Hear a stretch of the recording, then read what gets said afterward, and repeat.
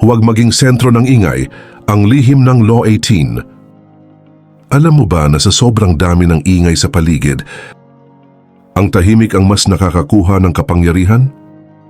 Sa episode na to, pag-uusapan natin ang Law 18 mula sa 48 Laws of Power ni Robert Greene. Do not build fortresses to protect yourself. Isolation is dangerous. O sa Tagalog, huwag kang magkulong sa sarili mong mundo, mapanganib ang pag-iisa. Maraming tao ang iniisip, pag malayo ako sa gulo, ligtas ako. Totoo ba yan? Sa mundo ng kapangyarihan, mali yan. Sabi ni Robert Greene, kapag ikinulong mo ang sarili mo, nawawalan ka ng access sa impormasyon, sa tsismis, sa galaw ng kalaban. Habang iniisip mong safe ka, unti-unti ka nang nilalamon ng mundo na wala ka ng kontrol. Law 18 ay paalala sa atin na hindi tayo dapat magkubli. Dapat nasa gitna tayo ng galaw, nakikinig, nagmamasid, nakikipag-usap. Kapangyarihan ay hindi nakukuha sa katahimikan, kundi sa koneksyon. Mga paalala at dapat gawin. Una, makisalamuha sa iba. Hindi mo kailangang maging sikat, pero kailangang may koneksyon ka sa mga tamang tao. Pangalawa, alamin ang pulso ng paligid. Kahit sa opisina o negosyo, dapat aware ka kung anong usap-usapan. Diyan mo makikita kung sino ang kakampi at kalaban.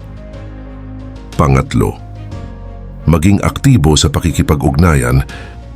Hindi kailangang araw-araw kang maingay, pero dapat marunong kang makipaglaro sa social game. Ang sobrang isolation ay parang pagtulog habang may sunog. Akala mo kalmado, pero hindi mo alam na tutupok ka na. Personal experience. Kwento ni Dennis, isang dating empleyado sa sales. Si Dennis ay mahusay, palaging top performer. Pero ayaw niya makisama. Hindi siya sumasama sa lunch outs, team building o kahit group chat. Ang feeling niya, basta maganda ang performance ko, okay na ako. Isang araw nagkaroon ng restructuring sa kumpanya.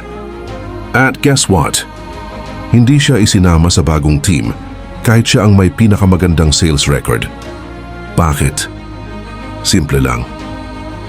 Walang koneksyon. Walang nag-advocate para sa kanya. Ang mga taong mas visible, kahit di kasing galing niya, sila ang napili.